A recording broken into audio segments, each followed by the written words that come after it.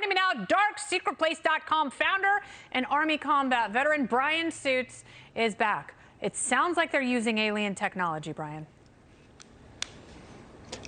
Here's the thing. When the Financial Times broke this story, they said they spoke to 5 people, and all of them were shocked and surprised that China had this technology. Besides the fact that we've been giving it away for 15 years, that's how Russia got it, and that's how China, besides outright spying and stealing it, has it.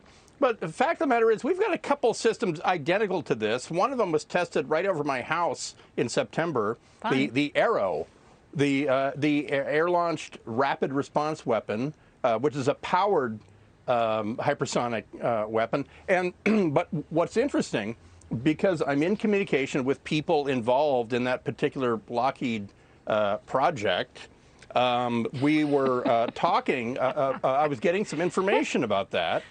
And somebody very close to this technology said, what the Chinese did almost beclowned themselves, because, first of all, they demonstrated a capability that has no practical use. You're not going to use this weapon to kill your next-door neighbor. You're not going to say, you know what, buddy?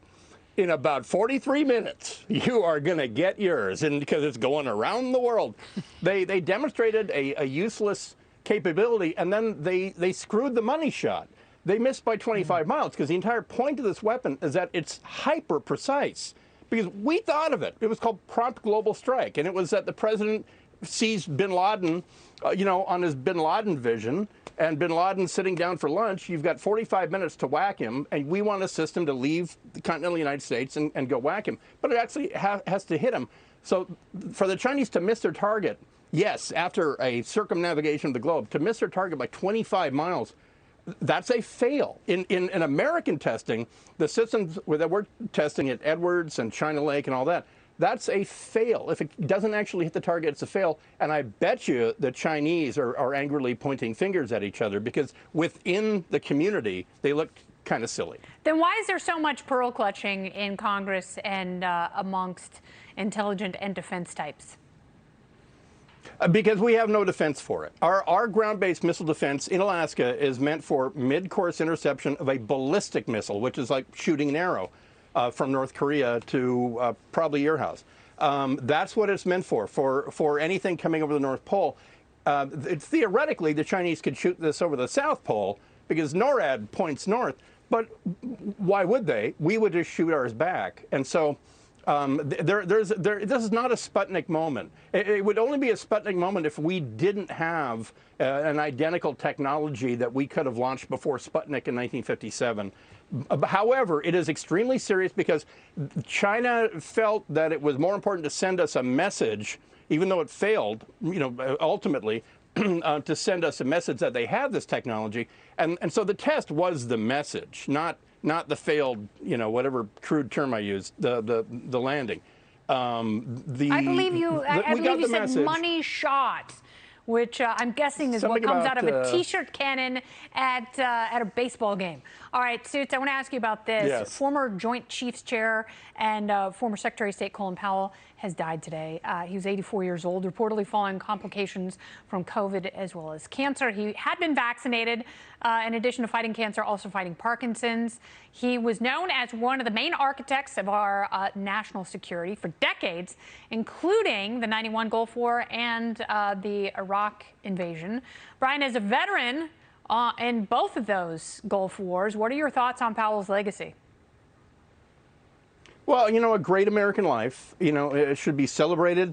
And this is why you put up statues, folks. When someone does a great thing, has a great life, you name things after them, and you put up statues so that people years from now will say, who's that man? And you'll explain what a great man he was. I worked for him in the first Gulf War when he was chairman of the Joint Chiefs of Staff, when he was Sec State. I would say this: if I had one question to ask him, I would have said, why weren't you adamant about having a plan for the day after we got to Baghdad? It was a no-brainer that we were going to be in Baghdad in 17 days. Yeah. The issue was, you win or lose a war on day 18 on, and there were just so many days for the year and a half that I was in Iraq. There were so many days that Lieutenant Suits was making it up as he went along, because the State Department had no guidance for us. You know, we had occupation battalions in Germany and Japan in 45, but I'm in awe of the man, of the life he led. I'm glad a smart guy, you know, was in those Oval Offices in 91 and in 2004 and 2005. A guy who had lost friends in combat, had been in Vietnam, you know, it's a sad day. It's a sad day for every single American, and I think it's a missed opportunity that he never was president. Do you think that General Milley and Secretary of State Antony Blinken, do they measure up?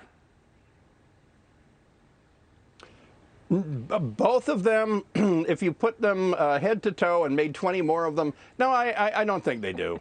I certainly think Milley does not measure up as chairman of the Joint Chiefs. And so far, from what I've seen from Antony Blinken, no, he's not the thinker that Colin Powell was. Yeah, and that's why today he was very effusive in praising the former Secretary of State, and it makes you go, oh, well, if you look up to him so much, why don't you do a better job? Bryan Suits, thank you so much. DarkSecretPlace.com. Go subscribe now.